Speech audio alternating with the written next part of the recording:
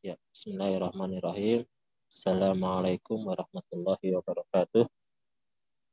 Alhamdulillah, alhamdulillahilladzi arsala rasulahu bil huda wa dinil haqq liyuzhirahu ala dini kullih wa kafa billahi syahida wa kafa billahi wakila.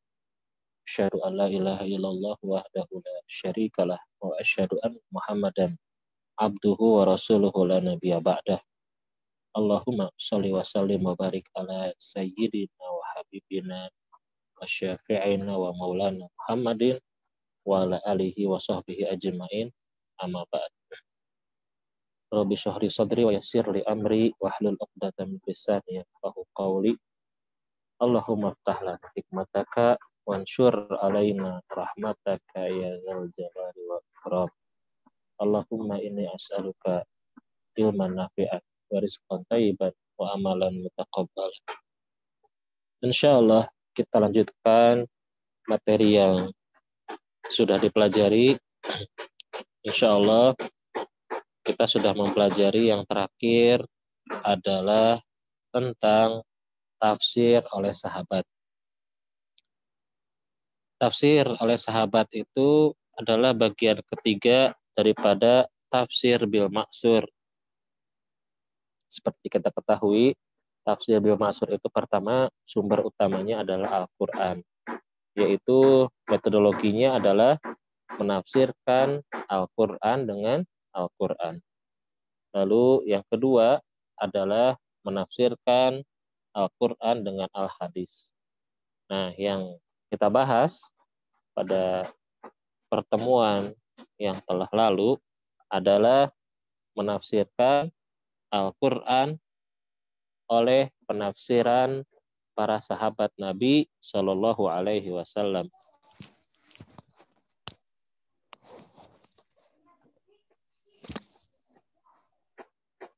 Penafsiran oleh sahabat ini bisa dijadikan pegangan, bisa dijadikan rujukan. Kenapa?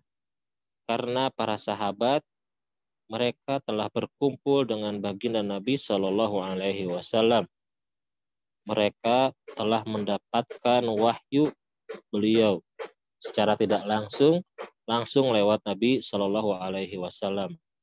Mereka menyaksikan wahyu, jadi mereka tahu asbabun nuzul. Mereka memiliki kesucian jiwa, keselamatan fitrah, dan mereka pun unggul dengan pemahaman bahasa. Mereka lahir, mereka hidup pada saat zaman bahasa atau sesuai dengan bahasa yang Al-Quran itu diturunkan. Jadi mereka itu amat sangat paham untuk memahami Al-Quran dengan benar. Jadi para sahabat itulah mereka yang mampu bisa untuk menemukan rahasia-rahasia Al-Quran. Imam Al-Hakim sampai berkata, sesungguhnya tafsir para sahabat itu di mana mereka yang telah menyaksikan wahyu dan turunnya Al-Quran itu memiliki sama dengan hukum hadis Nabi Shallallahu Alaihi Wasallam atau dinamakan marfu. Ya. Jadi kedudukannya sama dengan hadis Nabi Shallallahu Alaihi Wasallam karena tidak mungkin para sahabat dengan sengaja berdusta atas nama Rasul Shallallahu Alaihi Wasallam. Itu kata Imam Hakim. Ya, insya Allah pada kesempatan kali ini kita akan mempelajari bagaimana kalau generasi setelah para sahabat. Apa pengertian sahabat? Sahabat adalah mereka yang bertemu Nabi Shallallahu Alaihi Wasallam dan mereka mati dalam keadaan Islam. Itu pengertian sahabat. Jadi tabi'in adalah mereka yang tidak bertemu baginda Nabi Shallallahu Alaihi Wasallam. Walaupun mungkin pada saat itu ketika mereka hidup, Nabi Shallallahu Alaihi Wasallam pun masih hidup. Contoh misal Ka'ab al-Ahbar. Ka'ab al-Ahbar, beliau adalah seorang Yahudi, dia masih hidup gitu. Tapi beliau masuk Islam, menjadi mu'alaf, menjadi muslim adalah ketika saat baginda Nabi SAW meninggal. Tapi dia tidak bertemu dengan baginda Nabi SAW. Walaupun satu zaman dengan para sahabat, tapi dia tidak masuk kepada generasi sahabat. Tapi masuknya kepada tabi'in. Nah, bagaimana kalau penafsiran Al-Quran oleh tabi'in? Apakah dihukumi sama dengan para sahabat, di mana sampai sebagian ulama menyimpulkan bahwa penafsiran tabi'in, penafsiran sahabat itu sama dengan penafsiran baginda Nabi Shallallahu Alaihi Wasallam. Nah, itu bagaimana? Nah, insya Allah kita akan bahas sekarang. Ya. Kita baca dulu paragraf yang ini.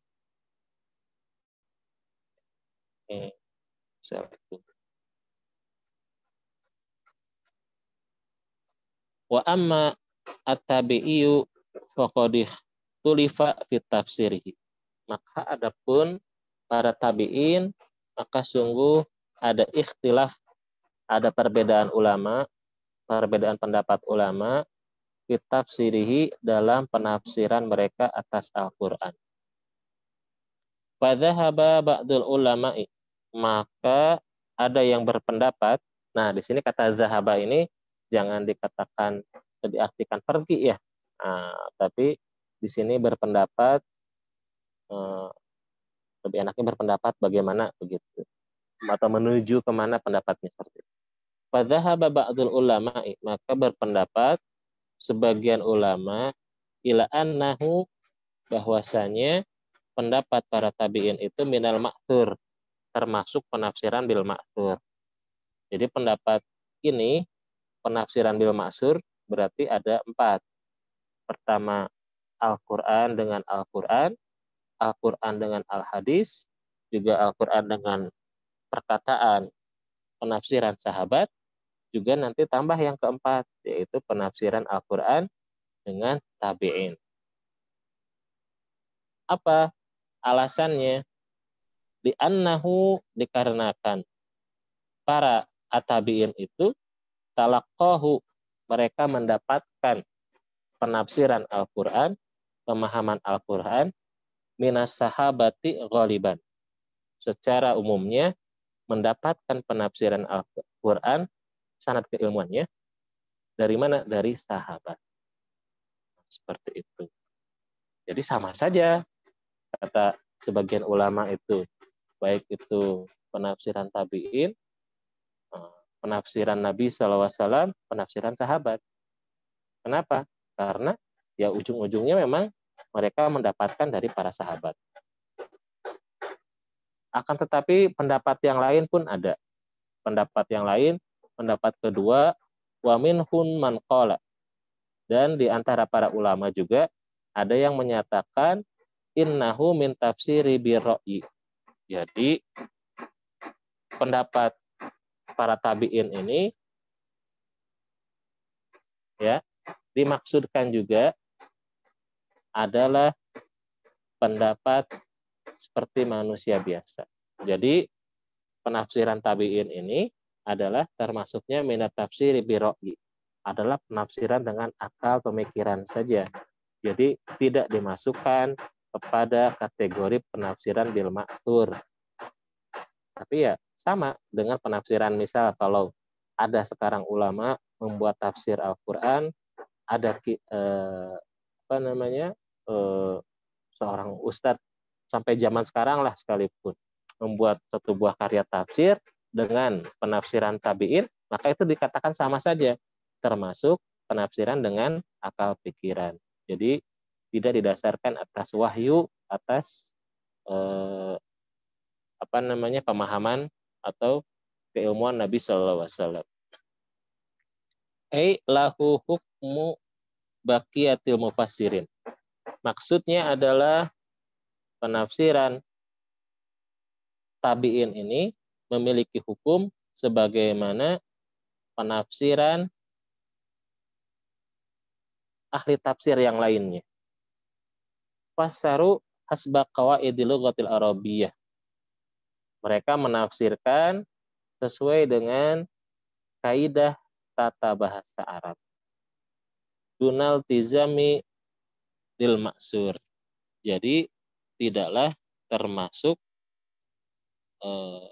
penafsiran bil maksur. Jadi penafsirannya ya penafsiran berdasarkan kaidah pemahaman bahasa Arab mereka saja seperti itu.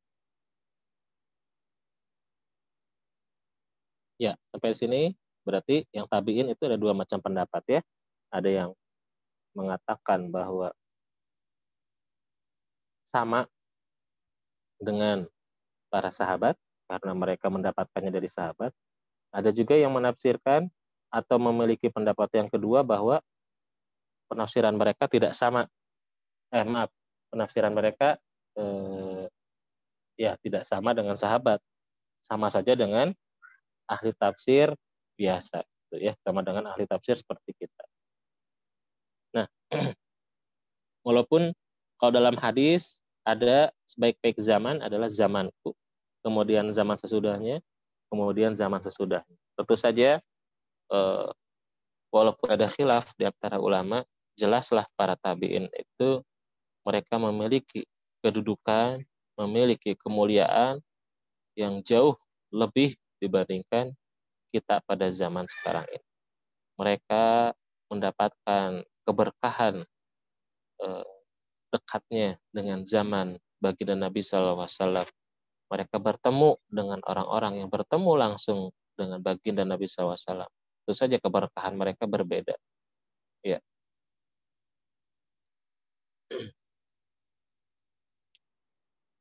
Ya, kita baca sedikit di sini ada yang perlu diperhatikan. Mulahazah, ya, mulahazah itu hal-hal yang perlu diperhatikan. Nah, apa yang perlu diperhatikan dalam materi yang kita bahas ini? At-tafsiru bil maksur min ajwadi anwa'it tafsir. Ya, di sini dijelaskan bahwa tafsir bil maksur itu adalah min ajwadi anwa'it tafsir. Adalah bentuk penafsiran yang paling ajwad, paling bagus, paling sempurna, ya. Idza sahha sanaduhu ila Rasulillah sallallahu alaihi wasallam au ila sahabat. Ini punten ya. Kalau yang namanya beda tolong dituliskan ya namanya sesuai, jadi untuk absensinya biar enak. Tadi yang iPhone yang siapa ya? Tolong diubah namanya, atau enggak kalau tidak mau diubah namanya tolong layarnya, videonya dinyalakan ya. Kalau misalnya berhalangan atau tidak sulit untuk menayangkan videonya, tolong namanya nama yang asli ya. Jadi Ustadz nanti pengabsenan bisa sesuai. Takutnya nanti ada yang tidak terabsen. Ya, kita lanjutkan lagi. At-tafsir bil ma'sur min ajwadi anwa'it tafsir idza sahha sanaduhu ila Rasulillah sallallahu alaihi wasallam au ila sahabah. Ya. Jadi tafsir bil ma'sur ini adalah metode penafsiran, bentuk penafsiran yang paling bagus, yang paling sempurna daripada metode penafsiran. Tapi ada syaratnya. Apa syaratnya itu? Nah, ini ya. Idza sahha sanaduhu ila Rasulillah sallallahu alaihi wasallam au ila sahabat. Ya kan tadi yang disepakati bahwasanya yang paling sahih adalah yang dinisbatkan kepada baginda Nabi sallallahu alaihi wasallam, juga dinisbatkan kepada sahabat. Nah, tapi itu pun ada syaratnya apa? Idza sahha sanaduhu, yaitu jika sahih, jika sah, jika betul bisa diakui secara ilmiah bahwasannya ini memang bersumber langsung dari para sahabat atau dari Nabi Shallallahu Alaihi Wasallam. Maka dari itu di sini dikatakan, ya, Wayan bagi, maka sudah sepantasnya, sudah seharusnya atasabutu minar riwayati inda dzikri tafsiri bil maksur. Maka haruslah ketika seseorang memaparkan, menjelaskan tafsir bil maksur itu pun juga dengan menjelaskan kesahihan, kepastian, kevaliditasan riwayat yang disampaikannya. Inda zikri tafsir bil maksur, ketika dia menyebutkan riwayat tentang hadis yang berkaitan penafsiran ayat tersebut. Jadi dilihat dulu, diproses dulu, hadisnya sahih tidak, bagaimana kedudukan hadisnya, sahihnya bagaimana, sahih li ghairihi, sahih li zatihi, kalaupun tidak, yang lebih rendah, hasan. Hasan apa? Apakah hasan li zatihi atau hasan li ghairihi? Bagaimana tingkatannya? Bagaimana kalaupun hadisnya dhaif? Nah, dhaifnya dhaif seperti apa? Nah, itu nanti masuknya ranahnya bukan lagi ranah ahli tafsir, penafsiran saja. Dari segi bahasa, dari segi keilmuan ulumul Quran ya, tapi ini nanti akan masuk kepada ranah ilmu hadis. Ya, mungkin kalian belum belajar, tapi insya Allah nanti belajar. Kan ada hadis, ada macam-macam ya. Tadi yang seperti saya sebutkan, ada hadis sahih, sahih juga sahih apa, hasan, doif, sampai yang paling rendah maudhu. Nah, itu ranahnya hadisnya seperti apa. Itu ada butuh penelitian, butuh ketekunan untuk memilah-milah, untuk memahami seperti itu. Maka nanti yang masuk ke ranah ini malah bukan ulama ahli tafsir, mungkin gitu ya, kalau dia sudah dipetakan atau sudah dipisahkan oleh kuliahan, kan kuliahan tafsir, kuliahan hadis kan beda ya. Bahkan kuliah ulumul Quran juga khusus, kuliah tafsir khusus, kuliah qiraat juga khusus. Nah, itu kan sudah dipeta-petakan, dipisah-pisahkan. Ya mungkin saja nanti ada seorang yang memilah-milah hadis dalam masalah tafsir, tapi dia bukan ahli tafsir, ya, tapi lebih ahlinya dalam ilmu hadis atau dalam hadis. Dia memberikan tahqiq, ya, memberikan catatan kaki dalam sebuah tafsir, misalnya tafsir apa gitu ya, tafsir Ibnu Katsir, tafsir Munir, tafsir apapun, setiap hadis yang ada di situ diberikan catatan. Nah, ini hadisnya sahih atau tidak. Ya, dudukannya hadisnya seperti apa, bagaimana pendapat ulama tentang perawinya, periwayatnya, seperti itu. Nah, maka dari itu sungguh ketika kita sudah paham hal seperti ini, kita merasa bahwa oh, ilmu kita tuh masih sedikit, masih kurang, baru hafal Al-Quran, belum pemahaman. Ternyata ketika pemahaman pun butuh hadis, dan hadis pun butuh diperiksa. Butuh ilmu hadis. Masya Allah. Ya. Jadi subhanallah, ilmunya begitu luas, kita ya begitu doif, begitu lemah, begitu.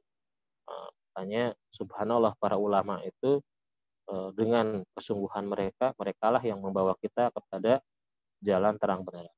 Ya. Lanjutkan lagi materinya. Wa qala Hafiz Ibnu Katsir rahimahullah, maka berkata Al-Hafiz, yaitu Imam Ibnu Katsir rahimahullah, inna aktsara tafsiril ma'sur qad sara ila riwayati min zanadiqatil yahud wal furs. Ya.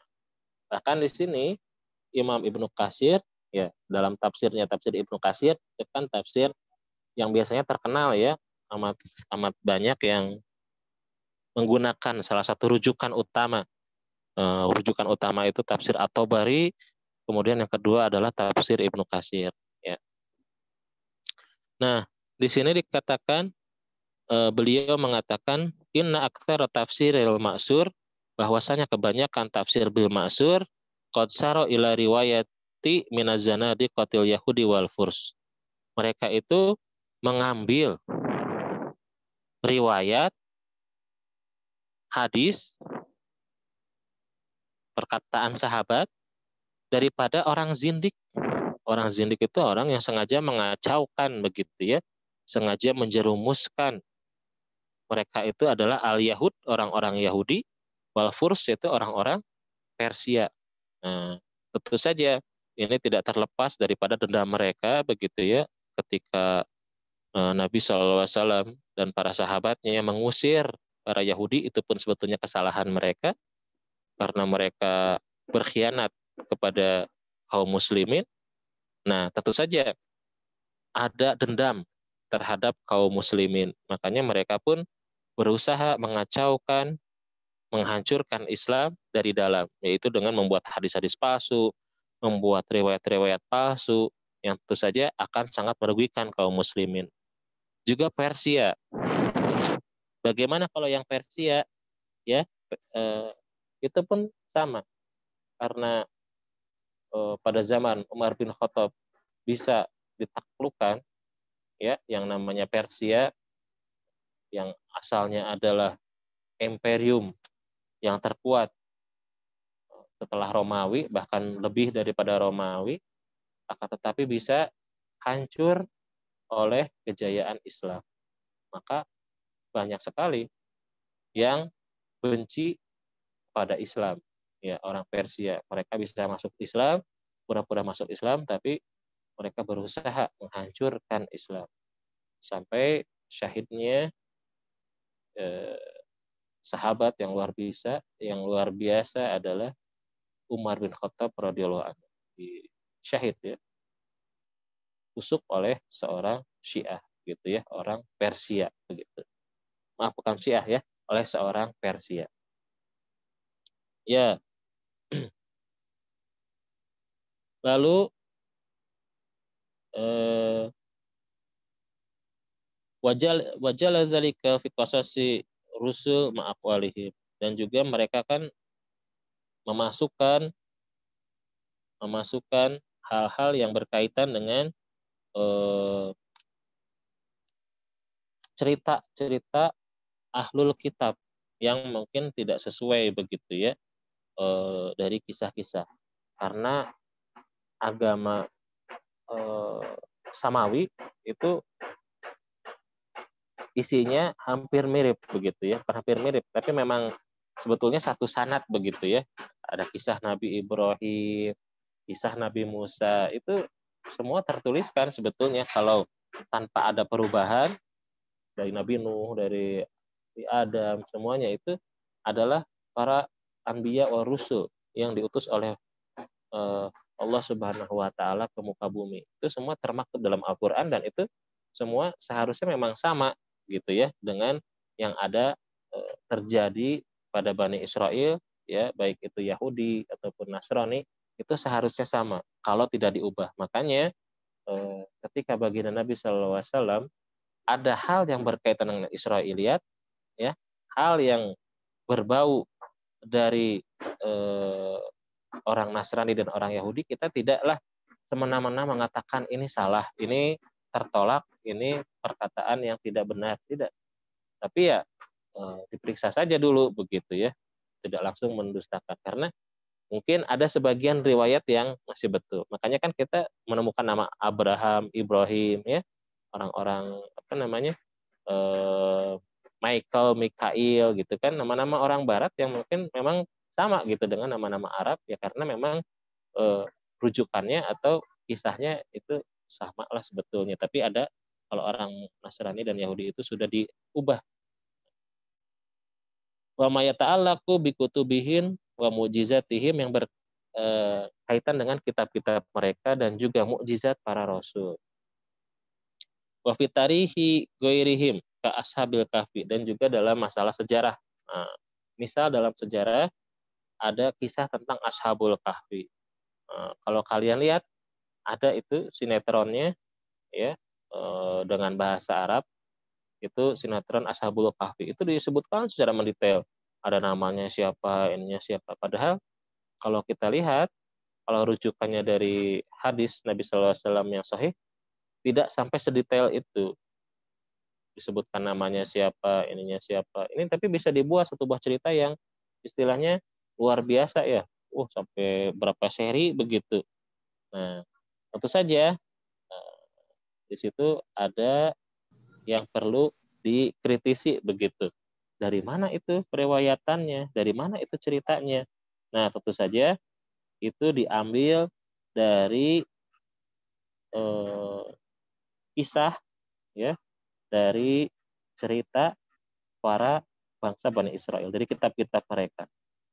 Makanya misalnya ada kisah Israiliyat, itu diambilnya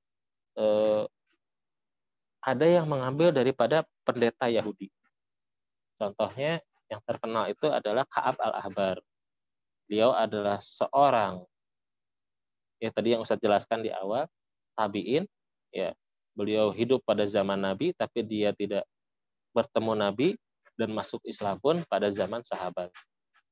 Nah, beliau itu banyak bercerita, kayak misalnya ada kisah Nabi Ibrahim, kisah Nabi Nuh, atau kisah-kisah Nabi yang lain, yang kebetulan hampir sama, bukan kebetulan ya, memang hampir sama dengan kisah yang ada dituliskan dalam kitab-kitab sebelumnya, Zabur, ya di Injil, Bible ya, perjanjian lama, perjanjian baru. Nah, itu yang mirip. Maka dia pun bercerita, menjelaskan, oh kayak gini, kayak gini, kayak gini.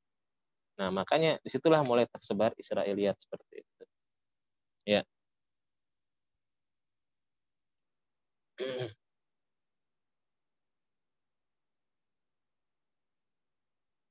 Ya. Wa may yata'allaqu bi kutubihim wa mu'jizatihim fi tarihi wa ghairihim ashabil kahfi ilal akhir.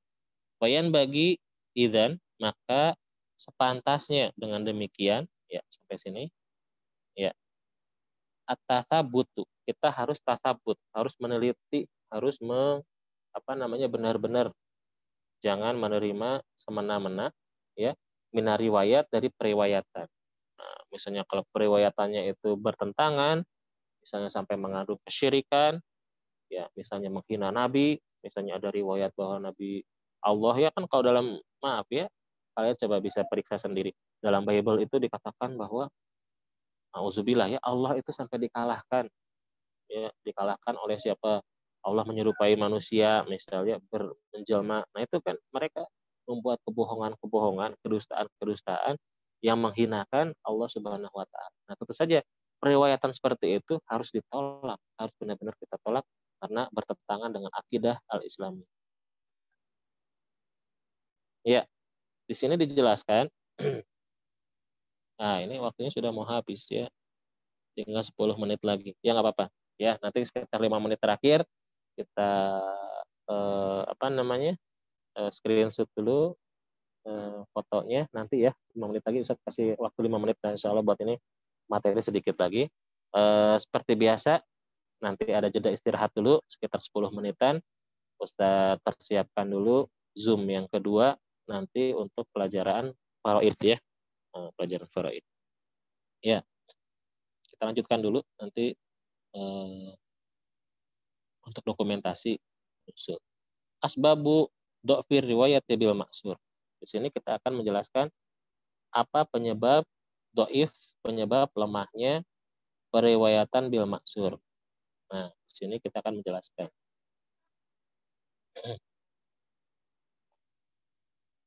Zakarna fi ma taqaddam anna tafsir ba'dil Qur'an bi ba'.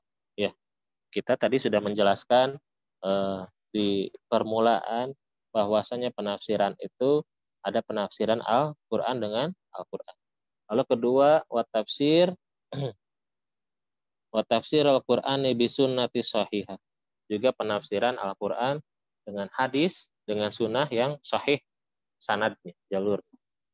Ya. Lalu yang apa tadi? Marfu, ya, yang marfu itu yang sampai, ya. Jadi kalau hadis itu hadis marfu berarti dinisbatnya kepada baginda Nabi Shallallahu alaihi wasallam. Jadi hadis itu dari segi penisbatannya ada beberapa macam. Pertama, hadis qudsi. Apa itu hadis qudsi? Hadis yang dinisbatkannya kepada Allah Subhanahu wa taala. Walaupun pelafalannya oleh baginda Nabi sallallahu alaihi wasallam, redaksinya oleh baginda Nabi sallallahu alaihi wasallam. Ya, ada chat. Ya, mangga silakan. Kalau yang mau ada question silakan ya. Ya, hadis yang marfu. Kedua, hadis yang marfu. Hadis yang marfu itu yang penisbatannya kepada Nabi Shallallahu alaihi wasallam. Jadi yang berkata, berucapnya adalah Nabi SAW. Kalau qudsi tadi siapa? Allah Subhanahu wa taala. Lalu ada hadis yang selanjutnya, yaitu hadis mauquf. Kalau mauquf itu ke sahabat. Jadi yang mengungkapkannya, yang menyampaikannya adalah sahabat. Sanadnya ujungnya sampai sahabat. Jadi nggak sampai ke Rasul sallallahu alaihi wasallam. Lalu juga nanti ada hadis yang maktu. Kalau maktu itu yang ke tabiin. Jadi yang mengungkapkannya, mengucapkannya, nyampainya, sanadnya nggak sampai ke sahabat, ya, apalagi ke Nabi. Ya, di sini katakan la syakka fi qabulihi wa la khilafa fi annahu min a'lal maratibit tafsir. La syakka, maka tidak diragukan lagi fi qabulihi, dalam dikabulkannya, ya. Fi qabulihi wa la khilafa fi annahu min a'la maratibit tafsir. Ya. Ini adalah merupakan penafsiran yang paling tinggi derajatnya.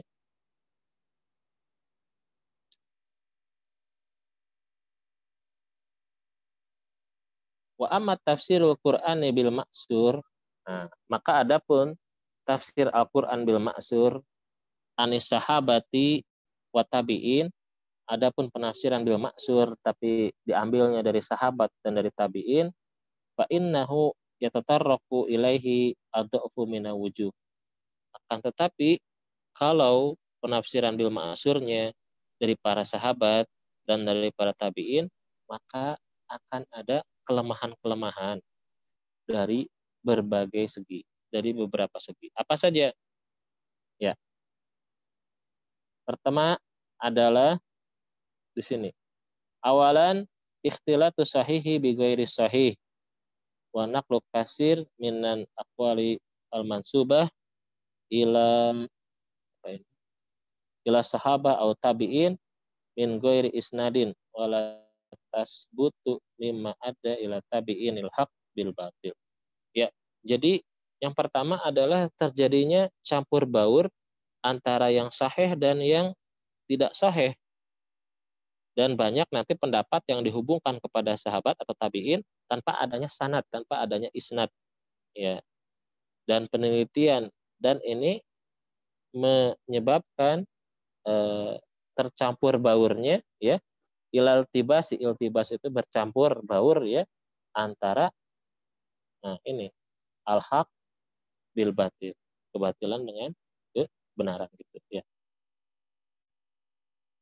Ini waktunya 4 menit lagi, ya, kita dokumentasi dulu, ya, kita tutup dulu pembelajarannya sampai yang kedua, ya.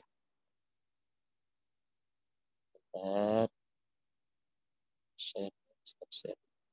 Ya. Silakan bisa diperlihatkan video. Ya, alhamdulillah ada Hari, ada Yusuf, ada Cengho, ada Umar, ada Agam, Naufal, Hafiz Fadilah. Hafiz Fadilah bisa ditayangkan videonya, Safira juga, Zen, Sabarina, ya, Usman, Najwa, Zaki, ya, tadi Zaki lagi koese, ya. Ya, silakan. Aku screenshot dulu. Ya, 1, 2, 3.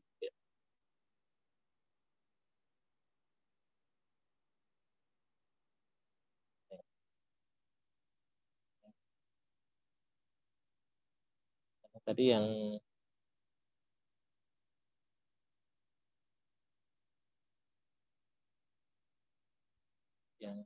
kelas sebelumnya tinggal semenit lagi waktunya, langsung habis, tidak bisa di screenshot.